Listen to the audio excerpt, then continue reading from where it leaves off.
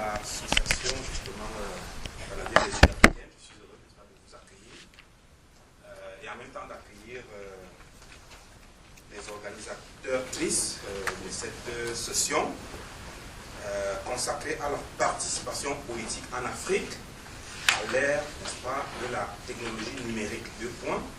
Mouvement de masse populaire entre virtuel et réel. 4 conférenciers étaient prévus. On me signale déjà une absence et il y a un point d'interrogation sur un autre. Sinon, pour l'instant, j'accueille Kaye Amo et Kadidia Gazibo. Alors, dans l'ordre, Kaye Amo va nous entretenir sur la sociabilité politique, quelle place entre guillemets, à l'épreuve masse, hommes politiques et religieux sur l'écran de l'élection présidentielle 2012 au Sénégal. Je signale que Amo nous vient de l'école des hautes études en sciences sociales, alors que Kadidia Gazibo vient de l'université Paris 1 Panthéon-Sorbonne, qui nous adressera sur la mobilisation populaire et technologie numérique, la société civile au secours de la démocratie au Niger à l'ère du numérique 2010-2011. Alors, je vais être le modérateur de la conférence, juste pour m'assurer que les choses se déroulent normalement, notamment le respect de l'heure. Mais étant que 2 conférenciers, je pense que nous aurons assez de temps. Donc, je vais vous accorder environ une trentaine de minutes de faire votre présentation. Et après quoi, nous passerons à une période de questions-réponses.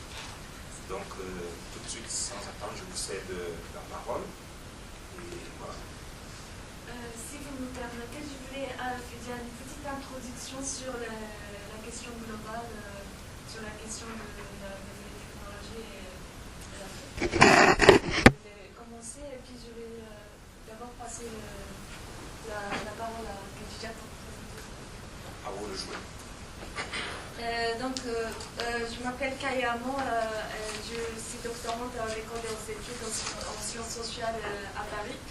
Et voilà, je travaille sur le Sénégal, mais d'abord je vais présenter sur la question globale sur la participation politique en Afrique à l'ère de la technologie numérique. En fait, les différentes études qui traitent la question des médias ou des nouvelles technologies en Afrique, nous pouvons distinguer 2 types de travaux. Premièrement, le média ou le MTIC, les sujets principaux des recherches. Et deuxième traite ce sujet dans le cadre des études dans le champ plus divers, notamment en sciences politiques, en sociologie, en histoire, en géographie, mais aussi dans le domaine de l'économie. Nous sommes plutôt dans le deuxième cas. Nous avons rencontré cette question dans nos travaux respectifs. Plutôt, nous sommes 3 doctorants. Malheureusement, les autres n'étaient pas venus, mais en anthropologie, en sciences politiques et travaillons sur l'étude en économie aussi, sur l'ère géographique relativement variée, Sénégal, Niger, Gabon, Maroc, et aussi spécialité du champ de recherche divers. Par exemple, sur la question de l'économie transnationale africaine, sur les mouvements religieux et l'émancipation démocratique, l'économie transnationale africaine. Et, bien que nous ne sommes pas forcément spécialisés dans cette question de la nouvelle technologie, nos études sur la société africaine contemporaine nous ont naturellement conduit à réfléchir sur ce sujet qui est donc ces nouveaux types de communication et ayant une influence incontournable sur les comportements de la nouvelle génération. Nous avons tout récemment assisté à plusieurs mouvements, les manifestations qui nous ont invités à réfléchir sur l'influence des nouvelles technologies de l'information et des communications sur la vie des citoyens, non seulement en Afrique, mais aussi dans d'autres aires géographiques. Nous avons assisté à l'évolution iranienne en 2009, puis tunisienne, égyptienne, libyenne, yéménite, syrienne. Nous avons suivi aussi des manifestations à Tunis, à Homs, à Damas, filmées sur les téléphones portables et tweetées en direct. Et à Paris, à New York, à Madrid, à Athènes, aussi bien que des grandes villes africaines, les manifestants avaient manifesté avec les mêmes slogans, les mêmes sous-titres, les mêmes références et discours. Les diasporas votent. L'élection est aussi un moment des preuves de ces nouvelles technologies parce que les diasporas votent en communiquant direct avec ses parents et les amis dans les villes et les villages en Afrique. Et il y a également l'impact des réseaux sociaux. Francis Pisani parle dans son livre aussi, le Facebook était un État. Il représentait le 3e du monde avec sa population de 800 millions d'utilisateurs derrière la Chine et l'Inde. Donc bien qu'il y a d'autres causes majeures derrière ces manifestations ou évolutions, notamment l'inégalité sociale et économique, nouvelle technologie est un facteur important pour comprendre la capacité de la mobilisation des masses opprimées ou qui n'avaient pas de parole. Et notre question ici est d'abord la suivante. Comment ces nouvelles technologies sont en train de reconfigurer les sphères publiques et les rapports de force entre les dirigeants et la population, mais aussi les rapports du pouvoir dans le champ politique global, la société civile. Pour cette introduction, je signe surtout le contexte d'introduction de NTIC. Et j'évoque aussi par la suite le problème d'accessibilité encore qui est très marquant en Afrique, ou bien je parle plutôt des filtres vis-à-vis des NTIC. Alors des contextes, donc je parle de ces deux points. Des contextes d'abord, nous avons vécu une période, ce qu'il faut souligner qu'en Afrique, l'introduction de la nouvelle technologie a été faite presque aux mêmes périodes que dans les pays développés, c'est-à-dire les années 90. Et en 2012, seuls 3 pays possédaient une connexion interactive, Afrique du Sud, Égypte et Tunisie. Et en 1996, 16 pays étaient connectés. En 1999, presque tous les pays accèdent au réseau. Donc il y avait en fait une vision utopique, c'est un peu petit. Nous avons vécu une période d'enthousiasme et de vulgarisation, et cyberespace était considéré comme une nouvelle utopie des temps modernes. Donc notre village planétaire, tout le monde accède au réseau et tout le monde peut exprimer à travers le blog. Donc cette vision utopique marque le discours et l'action de l'administration américaine d'abord, et ensuite par la suite c'était le Global Information Infrastructure qui était diffusé, vulgarisé même au niveau de pays en Asie, en Afrique. Donc il y a, bon, je ne lis pas forcément parce que c'est très long, mais il y a cette vision assez utopique. La technologie renforce les démocraties, développer notre sentiment de participer à une gestion solidaire de notre petite planète. Et donc en Afrique, cette vision utopique était conjuguée avec les discours qui viennent avec le projet de développement et de la démocratisation, qui est avec toutes les ambiguïtés qui accompagnaient aussi ces concepts. Donc il y a cette vision d'une NTIC comme le levier du développement. Et je traite en fait, est-ce que c'est vrai? Est-ce que cette vision utopique est vraie? Est-ce que tout le monde peut accéder? Est-ce que tout le monde a la parole? Je pense qu'il y a encore beaucoup d'ambiguïté parce qu'il y a des fossés, bien des filtres qui ne permettent pas tout le monde à accéder non seulement au réseau, mais ceux qui sont connectés aussi, il y a des fossés, il y a des filtres qui ne permettent pas d'accéder à tous les réseaux. D'abord, il y a ici, il y a 3 niveaux des fossés que j'ai soulignés. Ce qu'il faut souligner aussi, c'est la place de l'État dans la société africaine, dans le contexte de démocratisation, et aussi d'intégration dans la société numérique. Maintenant, les États, certes, il y a beaucoup d'acteurs qui s'échappent le contrôle de l'État grâce à ces réseaux, grâce à l'Internet. Et la démocratisation de sphère de communication, je crois que Khadija aussi peut parler de ce sujet. Donc je vais sauter un petit peu sur ce sujet-là. Je vais juste parler du filtre. Et il y a plusieurs filtres qui déterminent l'accessibilité de la population. D'abord, il y a un filtre technique, il y a un filtre politique. Et littératie, ce qu'on appelle la littératie des médias, ou bien littératie des cyberespaces, c'est-à-dire est-ce que les gens peuvent accéder déjà Est-ce qu'ils ont la capacité de comprendre et de trier des informations qu'ils consultent sur les internets, tirer les leçons. Et troisième piège, il y a aussi des filtres qui sont produits directement par les réseaux. D'abord, l'accessibilité à l'Internet, un problème important en Afrique, bien que les cybercafés sont devenus des endroits fréquentés par beaucoup de jeunes, il reste un grand nombre de la population qui n'ont jamais touché l'ordinateur. Donc l'infrastructure et la formation propice manquent toujours pour que les citoyens soient bien connectés à des réseaux numériques, mais aussi donc le coût d'accès et le droit de propriété et l'appropriation des logiciels par les citoyens sont des problèmes à résoudre pour effacer ces fossés technologiques.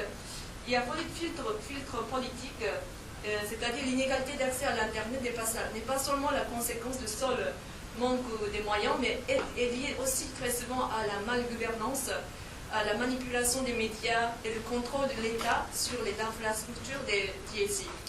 Beaucoup de régimes dictatoriaux comme en Tunisie, en Zimbabwe ou encore au Gabon voient l'Internet comme une menace pour le régime politique en place, en trouvant les moyens de contrôler ces sources potentielles de déstabilisation. Donc se pose dès lors toute question relative aux politiques nationales de libéralisation du secteur des télécommunications et du rôle des autorités de régulation, de celle des bailleurs de fonds dans le financement des infrastructures, etc. Voilà, il y a certes des politiques d'attractivité menées par les collectivités territoriales et par des multiples acteurs bilatéraux, multilatéraux, pour favoriser ou construire des espaces numériques. Mais en Afrique, comme d'autres pays en voie de développement, le mode de régulation de l'Internet est encore expérimental. Il y a filtres cognitifs et linguistiques.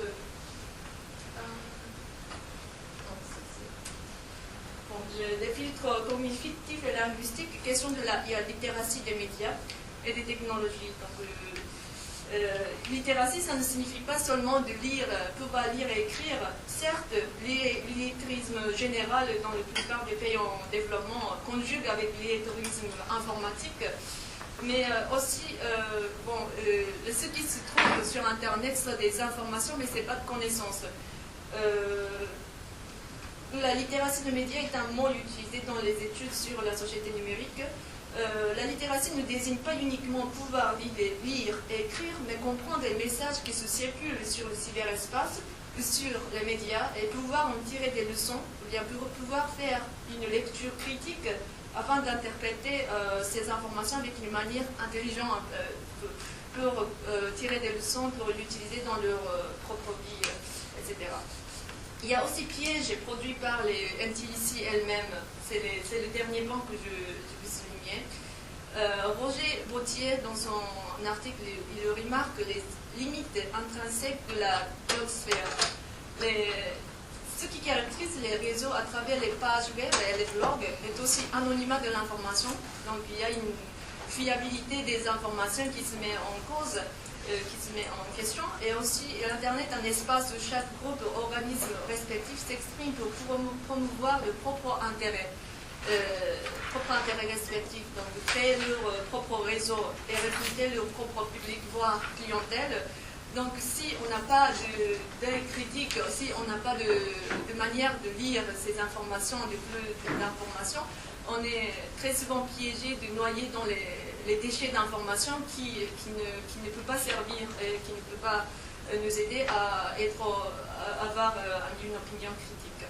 Donc la conclusion, je veux dire que cette introduction était pour dire qu'en Afrique, il y a accès au réseau, mais il y a des fossés toujours, il y a des filtres qui ne permettent pas à bien l'utiliser. Il y a aussi la question d'éducation, question de sensibilisation sur le point positif et négatif sur Internet. Maintenant, tout le monde utilise portable, tout le monde utilise l'ordinateur, mais est-ce que ça devient l'outil efficace ou non? C'est des questions encore à réfléchir ensemble. Merci.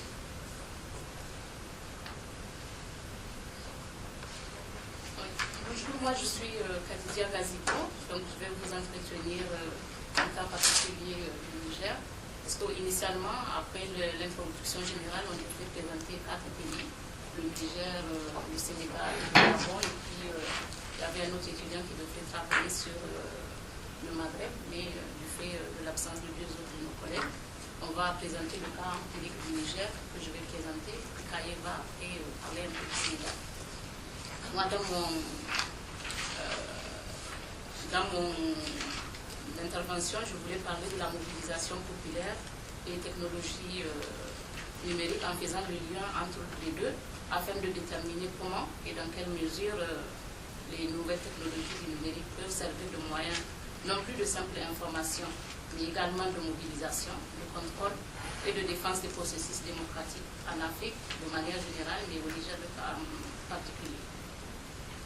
Dans la mesure où les nouvelles technologies du numérique jouent un rôle important dans la gestion et la structuration des relations sociales tant publiques que privées, ces dispositifs sont devenus si capitaux dans les sociétés contemporaines qu'il est très difficile de ne pas y recourir, que ce soit pour échanger, mobiliser ou participer à la structuration de l'espace public interne et international. En plus de permettre aux individus de s'exprimer, elles offrent des capacités assez élargies qui leur permettent en un temps record de se mobiliser, notamment dans les processus démocratiques en Afrique. Donc, la multiplication de ces technologies, les interactions qu'elles permettent en font des ressources économiques et politiques que les acteurs sociaux, que ce soit les gouverneurs ou les ONG ou les simples citoyens, utilisent au quotidien pour combattre ou défendre leurs idées. Pour les uns, par exemple, les décideurs politiques, il s'agit par exemple de contrôler les informations en les manipulant dans le sens qu'ils veulent donner aux politiques publiques. Pour les autres, ONG, société civile, opposition, autant ça peut être un moyen de contrôle, mais aussi le contre-pouvoir qui leur permettra de manifester, par exemple, leurs désaccords lorsque les décisions qu'ils jugent défavorables leur sont appliquées. Si en Occident, la révolution technologique se banalise dans tous les secteurs de la vie sociale, que ce soit l'économie, l'information, la culture, en Afrique, c'est dans le domaine politique que nous avons essayé de lier les nouvelles technologies du numérique dans les processus démocratiques. Pour une simple raison, c'est que depuis quelques années, on remarque que grâce à ces moyens de mobilisation, les rapports entre les élites politiques et les masses populaires sont complètement transformés. Il y a un auteur qui s'appelle Martin Albert qui parle des nouvelles technologies politiques qui constituent dans un contexte de crise politique que connaissent par exemple la plupart des pays africains un moyen de remettre en cause sans s'exposer physiquement, puisque ça se fait souvent de manière virtuelle, même si après il y a des mobilisations par rapport aux manifestations où les gens sont physiquement présents, qui permettent d'échapper aux répressions et autres brutalités policières qui ont été à l'œuvre pendant longtemps sur le continent. Les nouvelles technologies numériques que nous avons, je n'ai pas fait de distinction entre les réseaux sociaux, Internet ou téléphone mobile, engendrent de nouvelles formes de sociabilité et de mobilisation politique qui produisent des effets sur les pratiques et processus politiques. Ainsi, malgré une inégalité dans la répartition et l'accès aux types que Kaye a présenté entre le nord et le sud et au sein d'un même pays en fonction des zones d'habitation, on remarque quand même ces dernières années que le niveau d'équipement et de consommation est très fortement développé. Je vais présenter le cas concret du Niger qui commencera vers la fin 2009 et jusqu'à 2011 ou même actuellement, pour la simple raison que c'était ce moment qui a été très critique pour le pouvoir en place. Donc, afin de défendre cette position, je vais structurer mon travail autour de 3 idées principales. D'abord, en parlant un peu du contexte socio-politique et l'émergence d'éthique au Niger. Ensuite, je vais parler de la contestation du régime en place qui a permis aux gens de se mobiliser par rapport pour contester le régime. Et enfin, comme dernier point, je vais parler de la manière dont ils ont participé à faire émerger une société civile au Niger. S'agissant du premier point, sur le contexte sociopolitique et l'émergence d'éthique, le Niger, comme la plupart des pays africains, a amorcé sa transition démocratique au début des années 90, au lendemain de ce qu'on a appelé le vent de l'Est, et le discours de la bonne. Après une conférence nationale tendue, les élections présidentielles annoncent un renouveau politique et institutionnel. Et la première élection après le régime autoritaire, donc autour des années 93, il y a eu la première élection qui a permis de mettre en place le premier pouvoir civil démocratiquement élu de la période post-guerre froide. Donc j'ai pris une période allant de 1990 à 2000. Le Niger a connu quand même une instabilité politique assez difficile, interrompue parce que le processus démocratique a été interrompu par 2 fois, par des coups d'État en 1996 et 1999.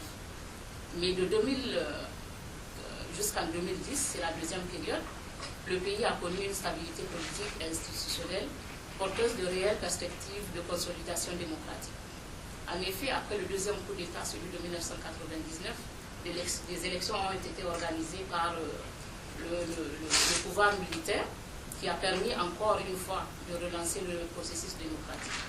Et 5 ans plus tard, puisque la Constitution, la durée d'un pouvoir est limitée à 5 ans, donc 5 ans plus tard, les élections ont reconduit le président sortant pour un dernier mandat, parce que en même temps que la durée du mandat est de 5 ans, un président ne peut se présenter que 2 fois. Donc, les élections de 2005 ont reconduit le président sortant qui, à l'issue de la fin de son mandat, on s'attendait à au moins de nouvelles élections qui permettraient de consolider la démocratie. Mais on a remarqué que vers la fin de son mandat, vers la fin 2009, le président qui s'appelle Mamadou Tanja a décidé de rallonger de manière unilatérale son mandat de 3 ans supplémentaires et d'essayer de modifier la disposition de la Constitution qui interdisait, qui imposait 2 mandats.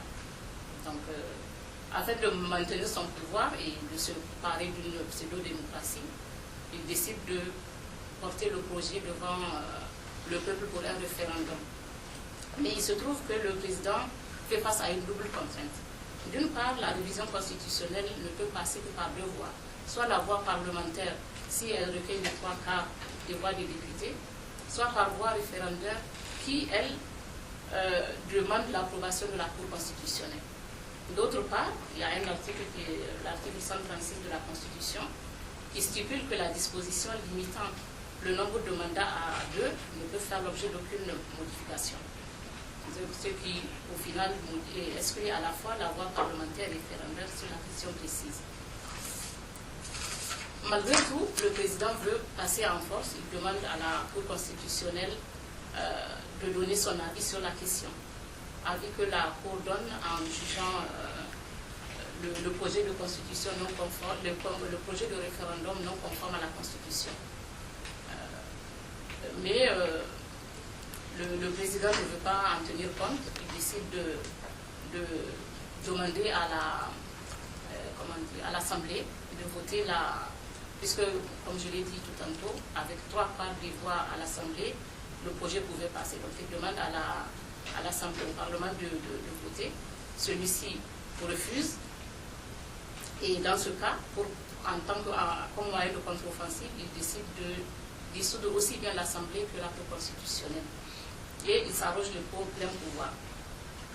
Malgré tout, l'opposition dénonce un coup d'État, il appelle le peuple à se mobiliser et l'armée à désobéir. Malgré toute la contestation, les désaccords, il organise quand même le référendum le 4 août 2009 et suivi d'élections législatives auxquelles ne prennent part aucun parti de l'opposition. Et il y a eu un faible taux de participation, gonflé forcément par le régime, mais selon les sources estimées à peine 39% de la population. Donc, malgré ces différentes réformes passées en force sans que l'opposition prenne part, malgré la dégradation du climat politique et social, la contestation ne cesse de grandir. Cela est le révélateur de l'argument que depuis quand même 10 ans, les Nigérians se sont convertis aux règles de la gouvernance démocratique. Il n'y a pas si longtemps, une telle attitude du président aurait passé sans réelle opposition du fait de la capacité des régimes autoritaires à museler les opposants. En 1996, par exemple, la junte qui a renversé le premier régime démocratiquement élu avait participé avait organisé des élections qu'il a remportées dès le premier tour, alors qu'il n'avait aucune assise politique. Et ça n'a pas fait l'objet de contestation, même si les mécontentements ou des mécontentements ont eu lieu, il n'y a pas eu de grandes manifestations. Donc c'est sans mesurer la portée d'une part de 10 ans de pratique démocratique qu'un certain nombre d'éléments corroborent, comme les 2 élections dont je viens de vous entretenir. Il y a une certaine liberté d'expression, une opposition structurée et la société civile qui commence à émerger. Et d'autre part, le contexte de révolution numérique qui facilite et multiplie les capacités de mobilisation citoyenne. Malgré tout, le président n'en a pu et continue à gouverner sans penser pouvoir transmettre le pouvoir, puisque une fois que le référendum est passé, il bénéficie de 3 ans supplémentaires et après il a aussi également décidé de sauter le verrou de l'article qui limite à 2 le nombre de mandats, ce qui lui permettra de se présenter indéfiniment. Donc c'est dans un contexte de blocage politique que va s'organiser à l'intérieur comme à l'extérieur la mobilisation contre la dérive autoritaire du pouvoir. La seule inconnue qui restait était de savoir comment allait se terminer cette confrontation politique. Dans une situation où tous les moyens de gauche sont épuisés, comment en découdre avec un régime politique qui s'est replié sur ses intérêts partisans, ne tenant ni compte des instances institutionnelles et juridiques qui ont permis quand même pendant 10 ans son assise et sa légitimité durant la période légale de son mandat, ni de la faible participation du référendum qui a allongé sa durée de vie, ce qui aurait dû d'ailleurs le renseigner sur la part minoritaire des gens, de ses partisans pour la rallonge de son mandat. Il y a un autre problème aussi auquel le pouvoir en place était confronté, c'était l'isolement du pays sur la scène internationale. Il est par exemple exclu de toutes les instances de décision de la communauté économique de l'Afrique de l'Ouest, la CEDEAO, qui depuis les années 90 a pris quand même un pouvoir considérable dans les processus démocratiques dans les pays membres de la région. Donc ce qui complique davantage, puisque en plus d'un pays assez pauvre, dont la plupart des recettes proviennent de l'extérieur, le gel de l'aide ne peut que porter atteinte au bien-être de la population. On s'est posé la question de savoir si les populations allaient accepter ou non de défendre les intérêts particuliers d'une petite minorité. Le pouvoir en place, les amis et clients, les clientélismes des États africains, tout le monde en a entendu parler. Dans tous les cas, les populations ont décidé de réagir en se servant des réseaux sociaux. Par exemple, il y a 2 sites dédiés au Niger qui s'appellent Niger Diaspora ou Tam Tam Info, qui décortiquent, analysent et mettent à la disposition des citoyens des analyses sur les conséquences, voire le danger du maintien du pouvoir jugé illégal et illégitime, non seulement par une majorité des Nigériens, mais également des partenaires extérieurs. Sur Tam Tam Info, par exemple, les articles allant dans ce sens sont publiés chaque jour, transmis aux médias locaux, télévision, radio privée, qui les transmettent dans les langues locales afin de les rendre compréhensibles aux citoyens non lettrés ou qui n'ont pas accès au numérique. La dénonciation du régime et la remise en cause du pouvoir a permis de grandir, notamment grâce aux nouvelles technologies du numérique, qui ont eu un impact considérable sur la naissance et l'accompagnement des processus démocratiques. L'utilisation de ces supports numériques comme moyen de contre-information permettent entre autres une circulation très rapide des informations et une capacité inégalée de mobilisation, ayant généré le mouvement social de grande envergure en un temps particulièrement court, puisqu'on a parlé de fin 2009, début 2010-2011, avant qu'un coup d'État ne vienne mettre fin aux quelques mois de crise sociopolitique. Cela nous permettra de passer au point 2 de notre intervention, que j'ai intitulé les revendications démocratiques à l'ère du numérique et la contestation du pouvoir en place. La contestation du pouvoir en place permet d'interroger concrètement les mécanismes de la mobilisation populaire contre le président Mamadou Tandja et notamment d'analyser la place et le rôle que les nouvelles technologies ont eu, ou en tout cas ont ouvert la voie à la chute du régime. Alors que les sociétés civiles africaines étaient activement comptabilisées par les élites gouvernementales comme des acteurs pouvant participer à la vie politique, faisant de fait les États les seuls maîtres du processus décisionnel, l'avènement des nouvelles technologies numériques a brisé ces monopoles. L'accès au NTC, leur entrée dans les pratiques politiques des citoyens au Niger est incontestablement à l'origine des mouvements qu'on a pu observer qui demandent la fin du règne du président et le retour au processus démocratique. De plus, la proximité entre les citoyens qu'elle facilite permet difficilement permis à l'État de contrôler le mouvement, puisque l'État, comme son administration, était resté assez déconnecté de la révolution technologique, ce qui est assez étonnant, vu un pouvoir qui veut montrer justement la légalité de son référendum.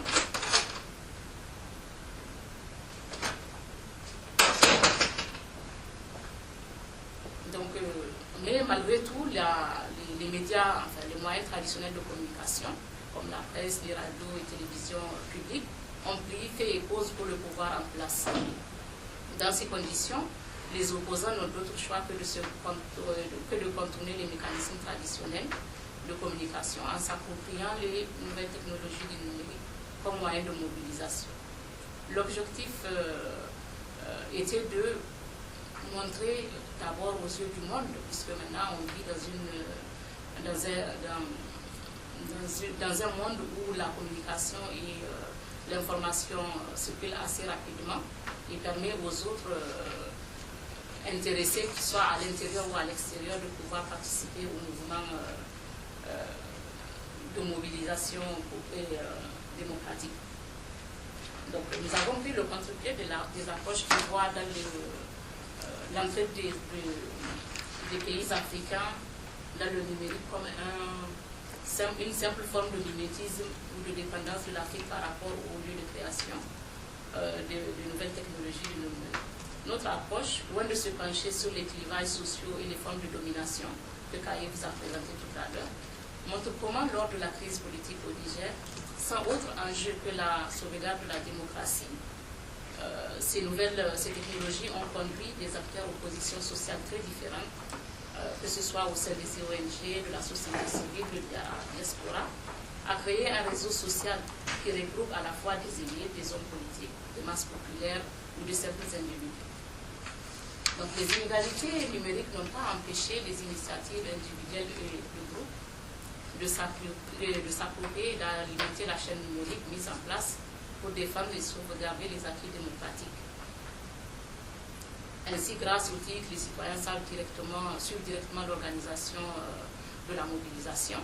Les initiatives citoyennes d'opposition ont émané par exemple d'universitaires tels que un professeur du Niger qui s'appelle Souley Niandou, M. Gazibou Mamoudou, des acteurs de la société civile, tels l'actuel ministre de la Justice ou des partis d'opposition, qui ont trouvé écho auprès des médias, des ONG de défense de la démocratie, des individus et des groupes, qui à leur tour ont permis de relayer le contenu des articles, des messages, afin de les rendre accessibles au niveau local.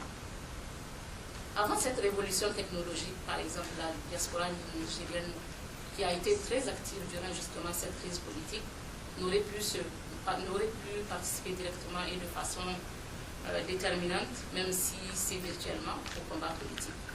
Pour mieux comprendre cette situation, par exemple, on peut rappeler que le Niger a connu depuis le lancement du processus démocratique en 1990 plusieurs crises politiques notamment celle née de la cohabitation en 95-96, lorsque l'un des partis politiques d'opposition a quitté la coalition d'opposition pour rejoindre le gouvernement, inversant un peu la tendance. Donc on a eu un président et un premier ministre qui n'étaient pas du même bord politique, ce qui a débouché sur une très grave crise politique, mais qui n'a pas permis en fait une mobilisation, même au plus haut de la crise. La capacité d'action collective contre les nouvelles technologies numériques a incontestablement joué un rôle important dans la coordination des actions des citoyens, qui tentent par ce biais d'infléchir la position du gouvernement. Il y a eu des énormes manifestations dans toutes les grandes villes du Niger, à Niamey, Maradi, Tawa, qui ont pu se réaliser grâce justement aux capacités offertes par Internet, mais surtout par le téléphone portable. Mais lors de ces manifestations, par exemple, les actions, les comportements des forces de l'ordre que le gouvernement a envoyés pour disperser les manifestants sont enregistrés, rapportés, traités comme une atteinte aux règles démocratiques et aux droits de l'homme. Il en est ainsi des blessés, par exemple par les forces de l'ordre qui ont été pris en photo à l'aide de téléphone portable, matérialisés sur Internet, consultés et commentés des milliers de fois, ce qui a eu pour avantage de montrer la dérive du régime. Ces manifestations ont démontré que les nouvelles technologies du numérique avaient le pouvoir de réunir ceux qui veulent exprimer leur volonté de participer au processus démocratique. Ils ne se sont pas contentés d'exprimer leurs croyances et leurs idées. Ils ont appelé le gouvernement en lui montrant ses propres limites. Nous allons parler par exemple d'une ou deux de ces limites. D'une part, grâce au support numérique, les informations sont consultables, les informations sur le usage s'entend, sont consultables par tous citoyens. Par exemple, la Constitution est disponible sur Internet, les articles relatifs aux modifications constitutionnelles peuvent être consultés. Donc il est devenu dans ces conditions très difficiles pour le pouvoir de justifier objectivement son maintien au-delà de la durée légale de son mandat. Surtout que parallèlement, à l'étranger, de nombreux pays exercent des pressions sur le pouvoir pour qu'il puisse céder sa place. Je peux donner l'exemple, par exemple, de l'article 36 de la Constitution, qui a été mise en ligne et qui est commentée, qui a été commentée des milliers de fois, qui montre que la Constitution sur laquelle le président s'est fondé pour faire son référendum n'est que et ne doit faire l'objet d'aucune modification. Donc, dans ces conditions, les juges, les universitaires, les journalistes n'ont pas manqué d'apporter la preuve de légitimité du maintien du régime au-delà du 22 décembre 2009.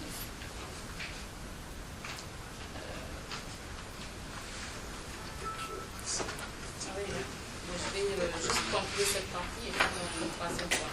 Nous avons jusqu'à 10h30. Au total, il nous reste 40 minutes. Okay. Je suis sûr que ça va susciter un grand débat. Oui. Voilà. Donc, le fait que le régime ne bénéficie plus, ni au niveau national ni au niveau international, a facilité l'éruption de l'armée encore une fois sur la scène politique. Là, je vais passer à moi. Les personnes qui viennent de rentrer, il y aura M. Roger Nguema Obame. Ah, vous avez pas à sa place. Il n'a pas pu venir. Vous avez pas la parole. Alors là, ça va changer un tout petit peu les données de la conférence. Ça va changer un peu les données de la conférence. Parce qu'effectivement, la conférence de Roger Nguema était enregistrée sur l'innovation organisationnelle et réhabilitation de la paysannerie gabonaise par les TIC. Voilà. Donc, vous pourriez peut-être prendre 5 minutes pour nous présenter les points saillants. De ma communication. Ah, c'est là. Ah. Ah non. Ah. C'est pas la même chose. Ah, c'est la même chose. C'est toujours dans l'éthique, mais pas dans cette session-ci. Ok, alors, je vous accorde une dizaine de minutes maximum. Ça va aller de construire. Maximum.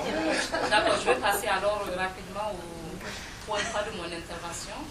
Révolution numérique et émergence d'une société civile en Afrique de manière générale, au Niger en particulier. Voilà. De manière générale, deux idées sont faites à propos de l'existence ou non d'une société civile en Afrique. D'un côté, de nombreuses études ici de théorie générale et occidentaux-centrées ont annoncé la thèse de l'absence d'une société civile en Afrique. D'une part, à cause de la domination de la vie politique par des régimes autoritaires, et d'autre part, de la structuration communautaire des sociétés africaines qui ne sont pas favorables l'une comme l'autre à l'émergence d'initiatives individuelles ou de groupes. Mais depuis la fin des années 80, on constate quand même de très grandes mutations au sein de ces sociétés, liées aux revendications démocratiques portées et facilitées par les révolutions numériques. De nombreuses études empiriques ont montré qu'à la différence des pays d'Amérique latine où les processus ont été initiés par les élites au pouvoir, en Afrique, cet état de fait possède des individus et des groupes qui ont poussé leurs revendications jusqu'à avoir raison des régimes autoritaires d'exception ou de partis uniques. Un nombre croissant d'études décrivent comment les mouvements sociaux des gens d'en bas influencent en réalité largement l'État moderne et l'organisation de l'espace politique. D'un autre côté, l'analyse des rapports sociaux a toujours mis en avant la dualité sociale entre ceux dont je viens de parler, les en haut d'en haut, qui sont les privilégiés du système sociopolitique et économique, et ceux qu'ils ont appelés les en bas d'en bas, qui sont écrasés par les interliés à leur exclusion du système. C'est conscient de cet état de fait que ces derniers vont tenter d'inverser les rapports de force en leur faveur. Une analyse comme celle de Jean-François Bayard pour la politique du ventre a montré leur capacité à tenter d'échapper au développement inégal, se saisissant de la moindre opportunité comme un moyen de briser les chaînes de l'exclusion dans lesquelles les maintiennent leur appartenance à la sphère de non privilégiés. Nous nous sommes intéressés aux nouvelles technologies numériques en termes d'outils et d'opportunités permettant à ces sociétés civiles, aux gens d'en bas, de faire bouger, sinon de faire tomber les barrières des acteurs politiques et économiques. Les convictions dans ce contexte qu'on a voulu démontrer qu'il y a quand même une émergence d'une société civile grâce à la révolution numérique relativise un peu quand même les études en sciences sociales qui ont conclu un peu trop vite à l'inexistence ou à l'impossibilité de l'implantation d'une société civile en Afrique. Aussi innovantes qu'elles soient, les TIC ont été des opportunités et un moyen pour les acteurs sociaux de faire pression sur les processus démocratiques. C'est à la fois pour les citoyens un moyen d'interpellation des acteurs politiques, mais d'expression aussi directe et de poursuite de leurs intérêts, avec une capacité d'influencer la configuration de la régulation politique. Il en est arrivé depuis récemment au Niger, par exemple, que le ministre de l'économie et des finances soit relevé de ses fonctions suite à l'affaire d'un marché qu'il aurait octroyé dans des conditions illégales à un opérateur économique qui est de son bord politique. Alors qu'auparavant, l'éthique était considérée comme des outils techniques liés à l'histoire occidentale, hors de portée des classes sociales défavorisées, elles sont devenues ces dernières années un moyen de socialisation et d'apprentissage des actions citoyennes. Certes, l'usage dépend de ressources numériques et techniques, des ressources techniques et économiques comme l'équipement, la connexion, les moyens financiers, lesquels sont forcément, en tout cas, réellement inégalement répartis entre les pays du Nord et du Sud et entre les différents espaces locaux. Mais c'est aussi des ressources relationnelles, lesquelles, dans le cadre de l'Afrique, constituent un atout considérable du fait que le réseau social soit très élargi. La société nigérienne s'est familiarisée ainsi avec ces objets techniques par la grande place accordée à l'utilisation des machines dans la quête de la construction d'une identité citoyenne. Ainsi, depuis quelques années, de manière générale, les TIC pénètrent progressivement toutes les dimensions de la vie quotidiennes et ont des ramifications dans les domaines sociaux, économiques, politiques.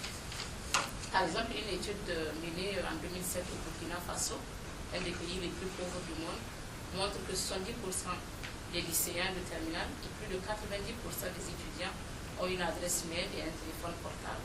Chiffres qui valent à ce moment-là à ceux de la France. Ces mêmes étudiants consultent de plus en plus systématiquement des sites internet pour compléter leur cours. Ce qui nous permet d'affirmer en réalité que les populations africaines sont quand même partie prenante de la révolution technologique et qu'elles ne sont pas restées en marge de ce qui se passe dans les pays du Nord. Donc pour conclure, une remarque peut être faite. L'influence des nouvelles technologies de l'information et de la communication en réduisant l'écart temporel entre les individus et les groupes, en permettant une diffusion rapide des informations malgré les difficultés liées à leur accessibilité en Afrique, n'est plus à démontrer. Leurs appropriations par les Africains, que ce soit au Niger ou ailleurs, permettent d'en valider en partie les analyses qui réduisent l'Afrique en tant qu'objet d'étude aux représentations que se font ceux qui y travaillent.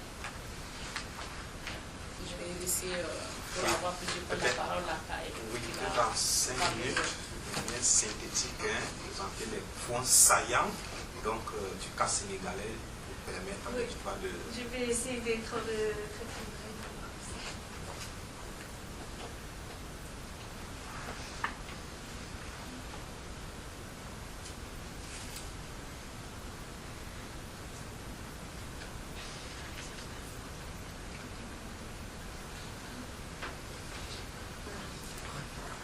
Merci beaucoup. Donc, je vais essayer vraiment d'être très rapide. Oui.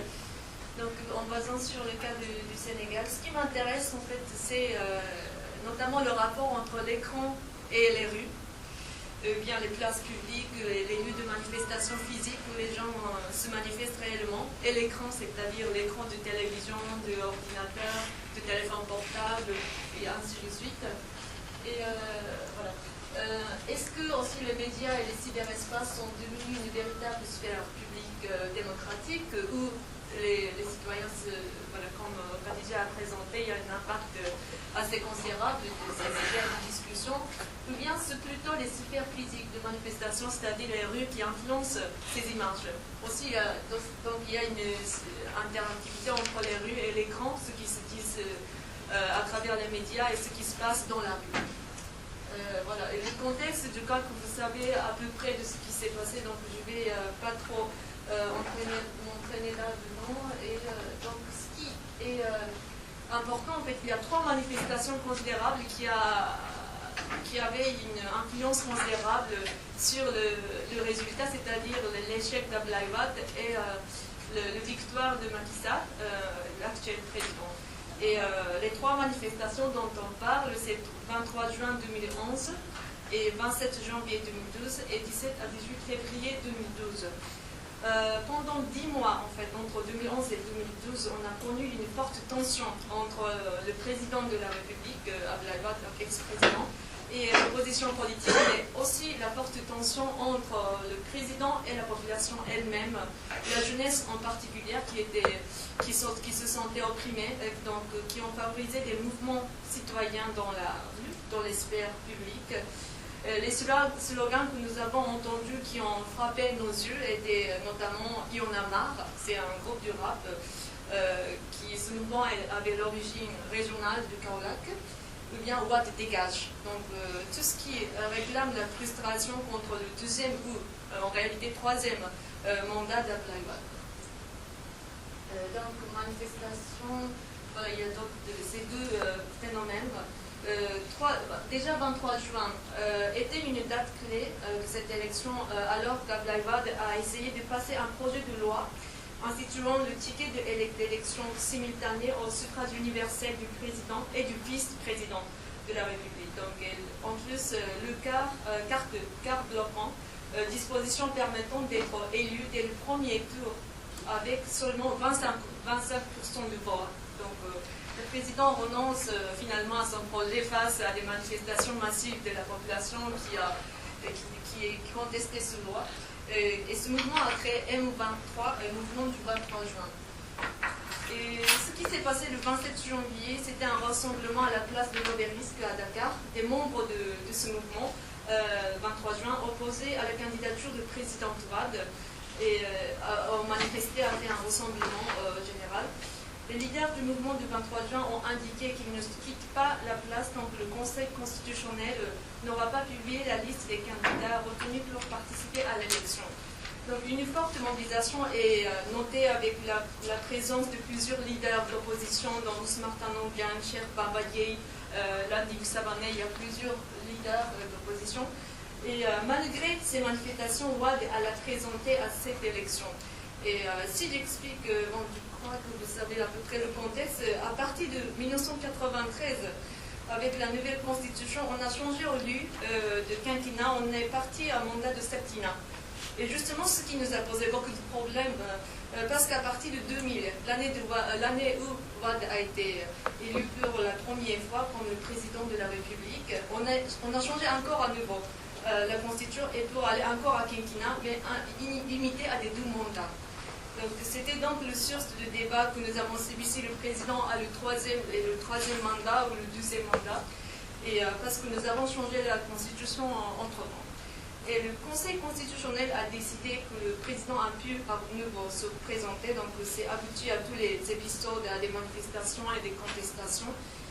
Et ces manifestations dans la rue avaient donc un impact réel sur le résultat de l'élection, comme j'ai dit. Et c'est parce que dans certaines mesures, ces images ont été aussi reproduites et diffusées sur les médias, mais aussi sur Internet, notamment à travers le photo et l'image filmées ou prises spontanément par les acteurs eux-mêmes et postées sur les blogs. Voilà, donc c'est le 27-28 février. Et enfin, la frustration explose le 17 à 18 février 2012. C'est la manifestation et la violence. Ce mot a beaucoup été diffusé, la violence à Dakar. Une dizaine de personnes, dont un policier, ont été blessées vendredi dans des violences qui ont éclaté à Dakar lors de la dispersion des groupes de jeunes opposants qui tentaient de participer à une manifestation interdite contre un nouveau mandat du président.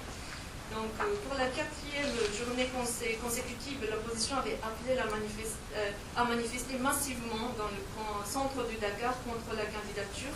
Et donc, ça a emmené il y a beaucoup de personnes qui ont assisté aussi à cette manifestation. Et voilà, donc il y a aussi.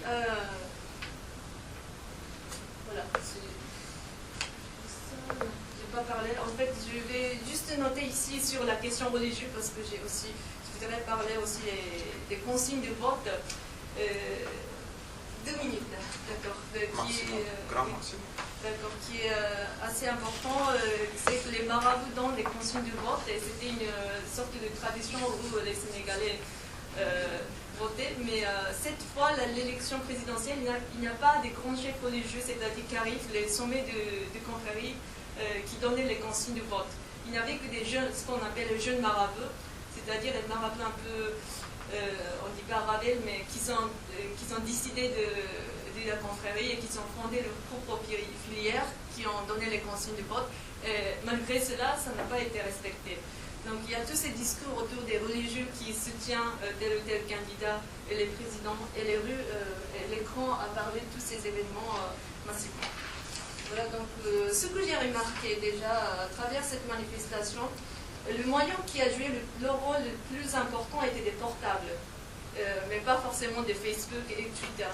Les jeunes, même s'ils n'ont pas suffisamment de littératie ou bien la capacité de lire des outils informatiques, peuvent au moins manipuler le téléphone portable, téléphoner, ils venaient de banlieue pour assister à la manifestation. Donc le téléphone portable était assez important. Et aussi ce que j'ai remarqué, c'était le contrôle des bureaux de vote par les simples citoyens. Ça c'est un autre sujet, des blogs. Les contrôles des bureaux de vote que j'ai assisté, c'était assez important. En fait, la nouvelle technologie, ça permet le contrôle direct. Et il y a une oralité, donc les gens se connectent et contrôlent les bureaux de vote, même les diasporas qui étaient en France, ils suivaient directement ce qui s'est passé au niveau du pays pour participer à l'élection. Et voilà, le deuxième point que je voulais souligner, c'est l'espace virtuel. Est-ce que ça allait vraiment l'impact, par exemple, la question de Miguel, le consigne de vote par les chefs religieux? Il y a beaucoup de personnes qui ont écrit, ça reflète peut-être l'émancipation, la façon d'écrire. Il y a le monde qui s'appelle l'ethnologie, la façon d'analyser comment les gens, non seulement les paroles, les discours, mais analyser aussi la façon d'écrire, par exemple les orthographes, par exemple est-ce que c'est majuscule ou minuscule. En lisant cela, on sent que ça reflète certaines frustrations, certaines opinions, mais à la fois il y a certaines choses que j'ai remarquées à travers ces écritures. Et est-ce que les premières choses que j'ai remarquées est que les commentaires ne sont pas forcément interactifs. Je me suis rendu compte que les personnes se répondent pas l'un à l'autre, mais qu'il n'y ait pas de vraie conversation, donc il n'y a pas vraiment de vrai interactif dans ces blogosphères. Et il y a d'autres choses, j'ai remarqué aussi que le page constitue une espèce de reconstitution de l'espèce de normes sociales. Bon, mais il y a beaucoup de discours sur les religieux, de respecter les chefs religieux, mais aussi de parler de Dieu. Par exemple, il y a certains qui ont dit arrêtez de laisser voter foi, voilà, de définir eux-mêmes, de suivre le foi, etc. Donc il y a une norme religieuse qui se répercute à travers ces espaces. Donc, je vais essayer de conclure. Il y a aussi... D'accord, donc il y a 25 secondes. Oui. L'étiquette, ce qu'on appelle l'étiquette, il y a certaines règles, même au niveau du cyberespace, et chaque individu devait être responsable de ses choix, mais aussi de respecter ses normes. Voilà. Il y a donc le pluralisme, la pluralité et la variété des sources et les origines d'information, et l'Internet, téléphone portable, ça permet d'avoir plusieurs informations, de ne pas suivre juste une information ou bien un ordre donné. Mais malgré cela, les individus devaient choisir parmi ces informations pour décider eux-mêmes. Et certes, les rues ont des influences sur les écrans, et les écrans ont des influences sur les manifestants, donc la façon dont les personnes se manifestent. Et c'est interactif. Je crois qu'il y a beaucoup de choses à en parler, donc je souhaite qu'on discute un peu sur cela. Donc il y a une vraie interactive entre réalité et virtuelle et réelle. Mais à la fin, en fait, c'est pas un simple reflet. C'est pas un simple reflet. Il y a des intérêts de chaque personne. Par exemple, je n'ai pas pu parler, mais Sénégal a connu vraiment une variété de médias, des journaux. Il y a certains journaux qui sont reliés à l'opposition. Il y a d'autres journaux qui sont plutôt reliés à pouvoir en place. Donc, il y a plusieurs discours qui se reflètent des différentes volontés, des différentes positions, différents positionnements politiques. Et là, ça reflète pas, en fait, c'est pas une espèce univoque, ce n'est pas une espèce homogène où tous les citoyens se manifestent à travers un espace homogène, mais c'est des espaces d'expression qui sont pluriels, qui ont plusieurs couches, qui ont des contrôles également. Donc maintenant, les citoyens devaient naviguer dans tous ces espaces pour décider, pour participer à leur façon de participer à la politique. Ok. Merci beaucoup. Merci sincèrement. Je ne voudrais pas trop retarder. Il nous reste encore une vingtaine de minutes. C'est pas mal pour des échanges sur un sujet aussi pertinent, aussi passionnant, je peux aussi le dire. Essayer de réfléchir sur la relation. Hier, on a parlé d'une question de la rhétorique de cette technologie-là par rapport à l'Afrique. Vous nous amenez la question, n'est-ce pas, de l'utopie. Est-ce que ça sert au développement? Est-ce que ça sert réellement la démocratie à travers les mouvements? Quel est véritablement le rôle de cette technologie-là? Ensuite, les impacts, n'est-ce pas, que cela génère. Bon, enfin, je préfère que l'Assemblée se prononce, ou alors commentaires, suggestions, questions, critiques. Vous levez, vous présentez, présenter et puis poser votre question. Il y a un premier doigt. Ensuite, nous avons 20 minutes. Je m'appelle Nafi Pinter, je suis philosophe et anthropologue de formation.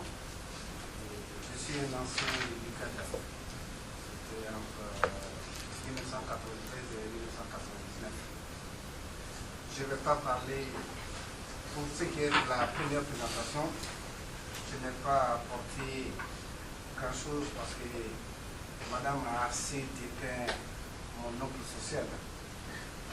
Parce que vous savez bien la relation entre les Nigériens et les Maliens, et en même temps le président Tanda, ayant également la famille au Mali, au Niger, au Sénégal et à Niamey, ce qui complexifie un peu le suivi de la trajectoire des hommes politiques par rapport au Sahel africain, que beaucoup de gens n'arrivent pas à comprendre. Mais à l'interne, on comprend ça.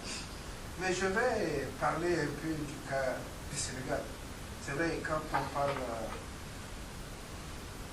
de la rhétorique d'éthique et même de l'utopie d'éthique, par rapport au cas sénégalais, en essayant de rentrer dans l'histoire de ces pays, depuis la période coloniale jusqu'à la période contemporaine, l'histoire politique du Sénégal a été émaillée par des violences. Des violences, d'abord, au temps, avant même l'indépendance, la mort de Badou Ndiaye, de la manière dont Senghor a eu à régler le jeu politique avec Amadou Dia, la mort de l'ancien président de la Cour constitutionnelle. Avant que Wade devienne au pouvoir, il a créé un mouvement qu'on appelle les Calots Bleus, des jeunes Louba qui le suivaient à l'intérieur des Coucou. Et c'était un 15 février 1994, les policiers ont été découpés sur la même place de l'obélisque.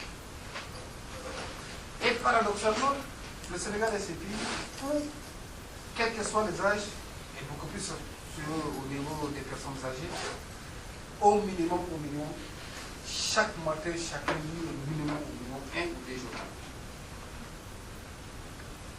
Et avec la multiplication des radios privées, parce qu'à l'époque, il y avait fondamentalement deux grandes radios, la RTS et Sud Communication, et après il y a eu Walfadjri, et après Sud Communication a eu sa télévision, Walfadjri pareillement, Sud Communication qui était beaucoup plus du côté des élites et du côté des étudiants, et vous connaissez tous l'histoire qui a suivi Abdel Latif Coulibaly, actuellement qui est ministre dans le gouvernement de l'autre.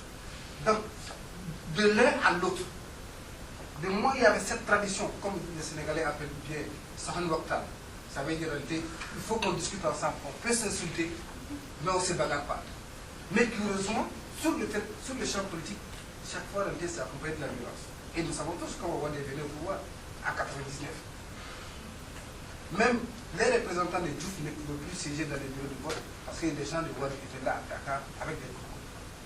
Et à la veille des élections, il n'y avait plus de coucous à vendre sur le marché de Dakar. Donc il y a une histoire de violence qui est là. Et maintenant les NTIC. Les NTIC. Je prends l'exemple également quand on prend en réalité la lutte traditionnelle. On faisait la lutte traditionnelle sans se boxer. Mais on a changé tellement en réalité la violence est propre. Culturellement en réalité à la société, on a amené en réalité se boxer les miens nus. On amène des boxeurs sur le ring, ils portent des gants. Mais au Sénégal, ce sont des bastoneurs qui se battent à main nue. Et cette violence, elle est visible, elle est appropriée par les corps sociaux. Si on le met en réalité sous le support image, les gens sont déjà habitués. Est-ce que c'est une nouveauté? Toute la question à ce niveau. Ok. Est-ce que c'est une nouveauté par rapport au champ politique, au champ social sénégalais?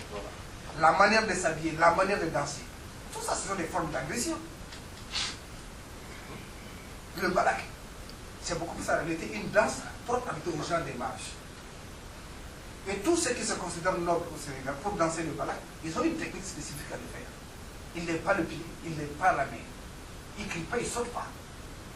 Et généralement, tous ceux qui se disent nobles au Sénégal ne dansent pas le balak. Or, le balak, en réalité, c'est le chant le plus populaire. C'est le pas de danse le plus populaire. Donc, l'un dans l'autre, il nous faut lire la violence incorporée par la société, administrée, appropriée, et cette violence rendue réalité sur les images. Comment vous réagissez par rapport à ce petit biais historique, histoire locale, vis-à-vis de 15 minutes? Je réponds brièvement. Oui. Je crois qu'il y a cette violence, certes, mais aussi la paix. Parce que le Sénégal est connu par le mot diam, la paix. Et en fait, c'est le contraste qui fait vraiment la dynamique du pays. En fait, il y a une visibilité de la violence, mais à la fois, en fait, il y a quand même la majorité de la population ne manifeste pas, ou bien participe paisiblement. Ce que j'ai remarqué à travers cet événement, il y a une autre chose, le Sénégal a toujours voté quand même, depuis même avant l'indépendance, depuis avec le Blaise Ndiaye, le 4 murs, on a connu une longue tradition démocratique, donc malgré que c'était juste une minorité, une partie de la population, on avait connu une tradition assez longue de vote, donc on est habitué à voter, à choisir eux-mêmes, au lieu de courir directement dans la violence. Donc ça, on avait cette tradition-là également. Et je vais t'aider un peu pour ajouter un peu à ce qu'elle a dit par rapport comparativement au Niger. Le Sénégal est quand même l'un des seuls pays d'Afrique, de la région, en tout cas, à n'avoir jamais connu de coup d'État par exemple. Ça s'explique. Je m'excuse, ça s'explique. Ma maman est née au Sénégal. J'ai passé 11 années de ma vie au Sénégal. En tant que tel, le Sénégal n'avait pas d'armée de terre. Le Sénégal n'avait pas en réalité des marines. C'est l'armée française. J'ai vécu pendant 6 ans au niveau de la base navale de Ouakam. À partir de 69 jusqu'en 77, j'ai vécu au niveau de la base navale de Ouakam. Parce qu'en tant que tel, le Sénégal n'avait pas de marine, le Sénégal n'avait pas d'armée de terre. C'était en réalité la France qui le faisait. Il n'y a pas de militaire, il n'y a pas de... Je pense que vous avez là une personne ressource. À cette période, le Sénégal n'avait pas d'armée de terre. C'était beaucoup plus la gendarmerie et la police. Mais c'est après qu'on a créé, à partir de 77, l'armée de terre et l'armée de l'air. Mais tout cela était sous le contrôle de la base française de Ouakam. Vous pourriez le consulter plus en détail. Je laisse la parole au professeur qui avait des lignes. Oui, à vous. Moi, je vais juste Peut-être vous présenter à l'intention. Oui, je suis le professeur de Dawa de la communication et de formateur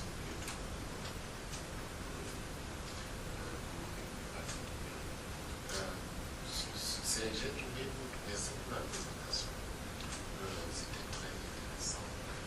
C'est bien qu'il cherche dans ce sens-là. Ce qui m'a un peu manqué, enfin, je n'ai pas senti, c'est peu votre cadre méthodologique. Et je ne peux pas faire de commentaire, je vais juste saluer.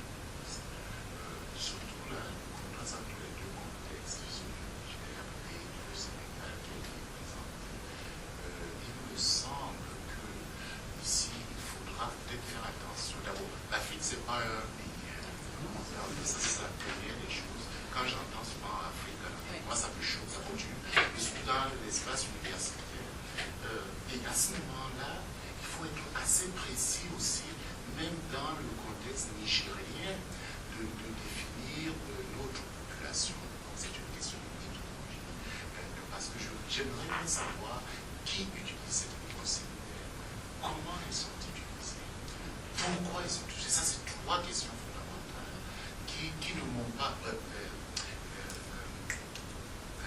j'ai bien compris qu'il y a une discussion sur l'émergence potentielle d'une société civile. Mais qui est cette société civile? Elle est composée, c'est quoi sa démographie?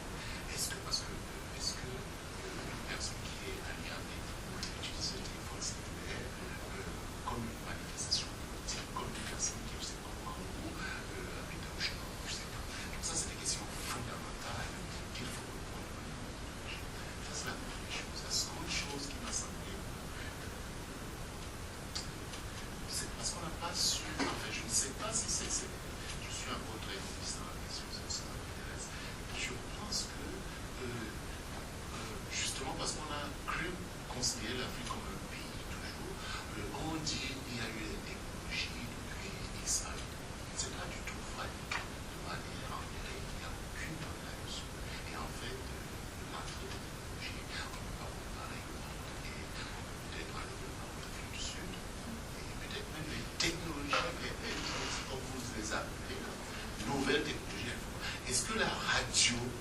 une nouvelle technologie dans un contexte rural par rapport à l'univers. Ça, c'est une question qu'on n'a pas encore. En tout cas, je ne sais pas qui a répondu à cette question. Parce qu'il faudra aussi, à ce moment-là, redéfinir ce que c'est que les nouvelles technologies. Ce qu'on appelle les nouvelles technologies. Dans le contexte spécifique du lieu de recherche.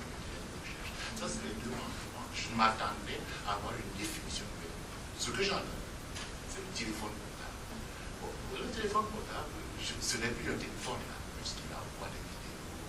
Donc, il y a une utilisation qui est beaucoup plus complexifiée.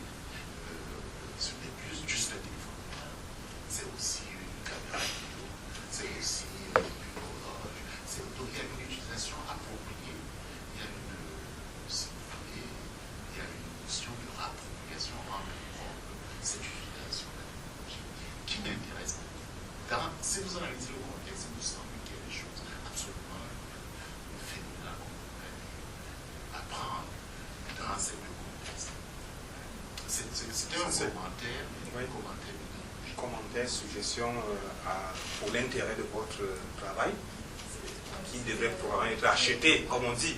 Comme on l'a dit dès le départ, on n'est pas spécialisé en réalité. Moi, par exemple, je ne travaille pas du tout sur ce sujet, mais comme il dit, le téléphone portable reste quand même un téléphone portable, malgré tout ce qu'on peut dire.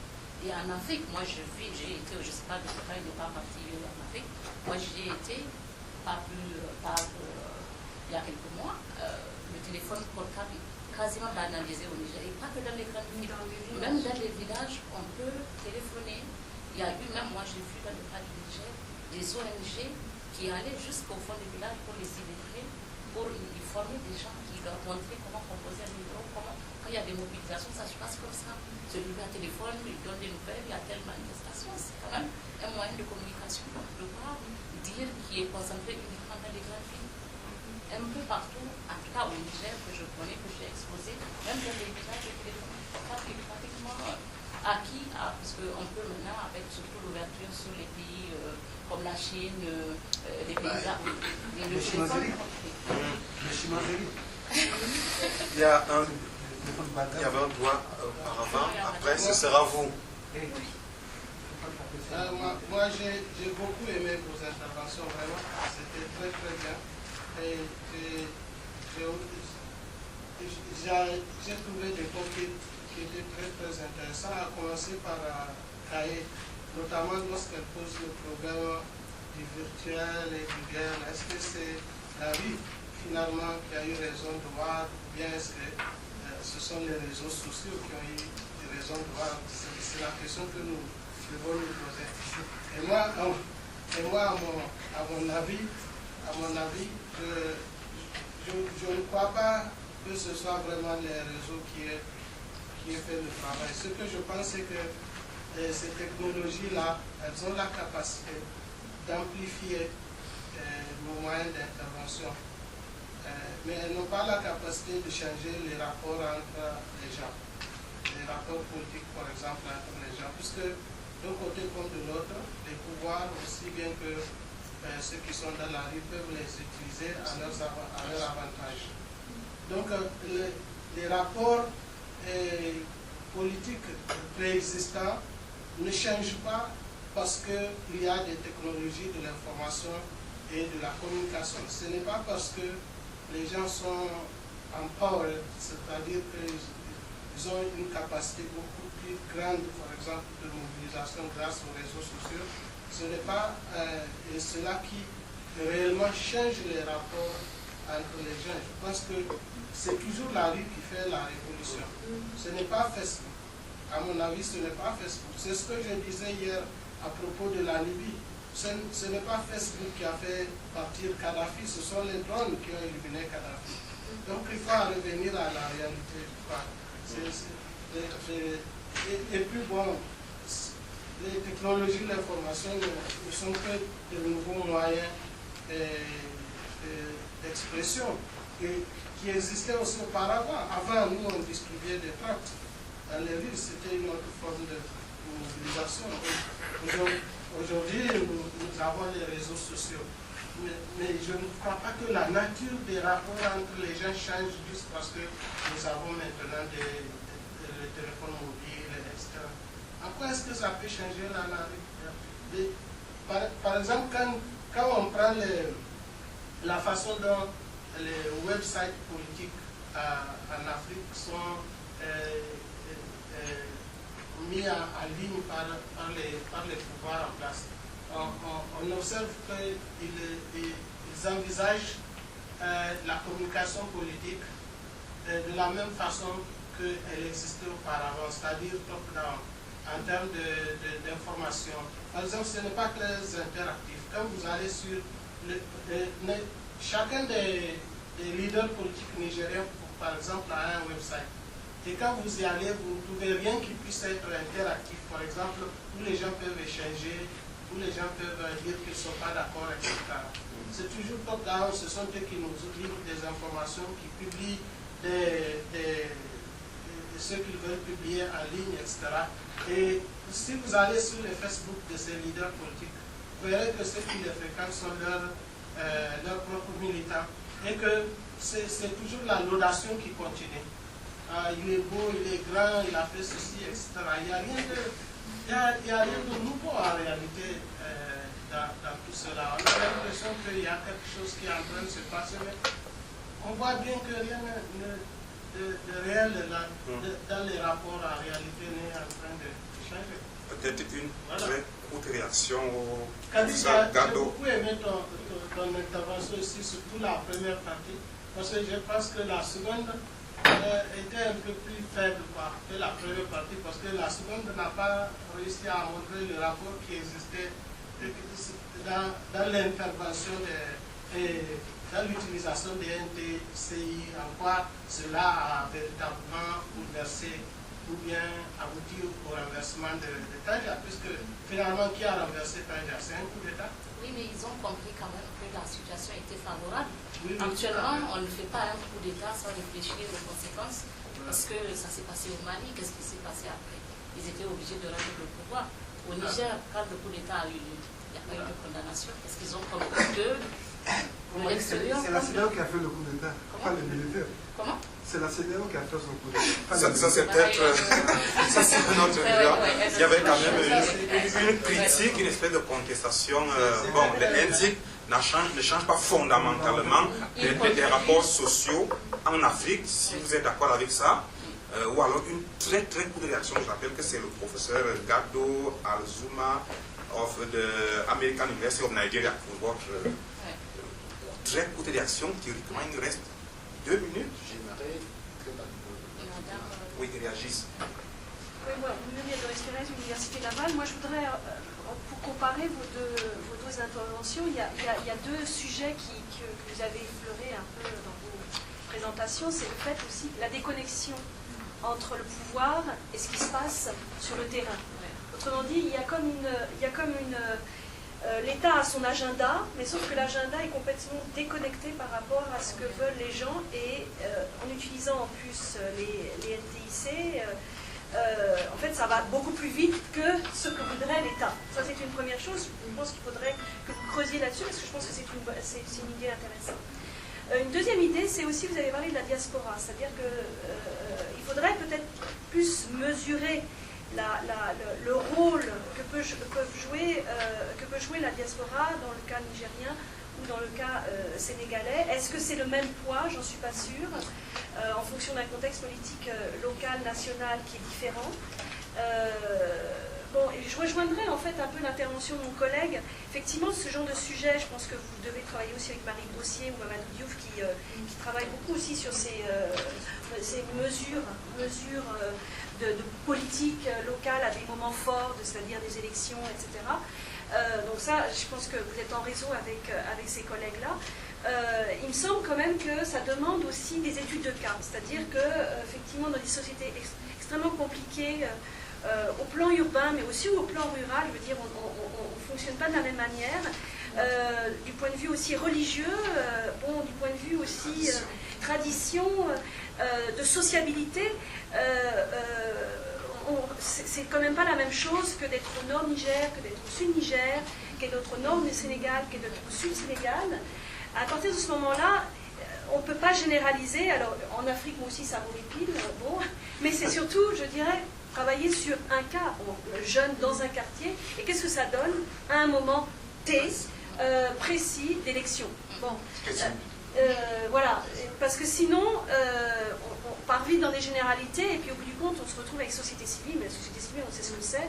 Bon, même si on n'est pas normatif, il reste que la société civile, c'est tout un tas de gens. Ça peut être les ONG, mais les ONG, ça peut être international comme local, ça peut être des intellectuels, ça peut être des journalistes, ça peut être... Bon, enfin... Donc, au bout du compte, c'est tout et rien à la fois. Donc, je pense que vous avez des accroches intéressantes qu'il faut creuser plus pour travailler des études de cas sur des moments extrêmement forts et qui resteront forts et qui vont, à mon avis, de toute façon, être conduits pour un certain temps. Juste pour rebondir. Bon, oui, on peut peut-être lécher un tout petit peu. Oui, je Oui, bah, c'est pas parce qu'on a un enregistrement élevé du niveau du téléphone. Par exemple, j'ai les statistiques, j'ai été très attentif à l'opération. Au Burkina Faso, qu'on utilise nécessairement, encore peu se comparer à la France. Par exemple, ce serait une erreur fondamentale. C'est-à-dire le fait qu'on ait tous en Afrique deux téléphones, deux appareils téléphones, et qu'on ait une adresse email ne veut pas nécessairement dire qu'on est tout le temps connecté de 4 sur 4.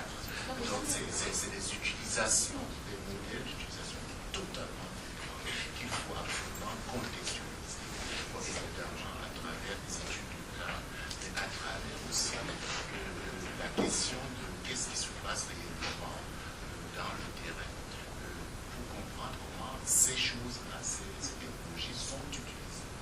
Mais c'est véritablement, ce n'est pas... On peut avoir des données. Il y a un enregistrement très élevé de téléphones cellulaires ou de téléphones portables, mais ces données ne veulent absolument rien si on ne les sur enfin, c'est ce que je voulais, parce que je vois que vous y allez dans ce sens-là. Et moi, à mon avis, ce serait très limité. Ce serait une erreur. C'est des suggestions, hein. Ce sont des professeurs qui... Et si vous... Ah, allez-y, Bercé. Je voulais bien répondre très brièvement à vos questions. D'abord, le pouvoir de l'État qui se déconnecte avec l'opinion publique, etc. Et TIC est certes l'outil de la population, mais aussi l'outil de l'État. Donc, il y a aussi ce qui m'a frappé au cas du Sénégal, c'est que comment ces manifestations étaient médiatisées, ou bien les manifestations aussi des partisans de Wade étaient médiatisées, ou bien circulées sur Internet, sur la télévision. La façon dans laquelle était décrit, parce que c'est comme si le pays était en guerre. Il y a plusieurs appels, on m'a dit que c'est très dangereux, il faut partir. Mais ce que j'ai vu, c'était pas ça du tout. La manifestation était là, mais ça s'est passé au centre-ville et qu'il y a plusieurs personnes qui n'étaient pas dedans. Donc il y a aussi cette virtualité qu'on devait réfléchir. Et deuxième chose, c'est que voilà, les cas concrets, j'ai un peu étudié sur les régions. Par exemple, le cas de Saint-Louis, où Wade a gagné avec 80% au premier tour. En fait, ce qui compte, c'est plutôt la sociabilité réelle qui entraîne les individus. Donc, c'est-à-dire les liens familiaux, les liens sociaux, les liens religieux qui pèsent beaucoup plus lourd que ce qui se dit sur les blogs. C'est plutôt les blogs sont plutôt les fantômes, parce que je pense plutôt les fantômes de ce qui se disent. Donc les gens se reflètent un peu à voir ce qui se disent sur les Sénéweb, sur d'autres sites. Mais en réalité, ce qu'ils écoutent réellement, c'est plutôt l'opinion de ses parents. Donc il faut comparer un peu comment plusieurs options, plusieurs optiques de réflexion et comment les gens réagissent par rapport à naviguer dans toutes ces optiques pour décider. La décision finale n'est pas forcément ce qui est sur Internet, forcément. Voilà, je vais peut-être conclure, clôturer cette session en ajoutant un petit élément sur le plan peut-être méthodologique, en appuyant les propos du professeur Amba. Vous gagnerez également d'explorer un tout petit peu à l'échelle des traditions, des coutumes, de l'Afrique, comment la communication se passait, comment la mobilisation se passait. et être un peu prudent au niveau de la définition des concepts comme on est plus ici. Société civile, ça veut dire quoi? Est-ce que c'est la définition telle qu'elle nous est servie de la Banque mondiale de l'ONU, que sais-je? Et puis vous mettre également dans une posture aussi bottom-up. Une fois qu'on aura maintenant bien exploré, est-ce que technologie ici fait automatiquement allusion à un petit appareil qui s'appelle le téléphone cellulaire, ou alors en Afrique, il y avait des façons, n'est-ce pas, de procéder, de se mobiliser, etc., pour maintenant se rendre compte que par rapport à cette posture bottom-up versus le top-down, il y aurait une confrontation, n'est-ce pas, des deux dimensions qui fait que les dynamiques que nous avons aujourd'hui sont générées par cette confrontation-là, et non unidimensionnelles. Voilà. Donc, je remercie sincèrement nos conférencières exposées, et puis de tout ce qui a été débattu, et puis merci à tout le monde, et voilà, je lève donc la séance. Voilà.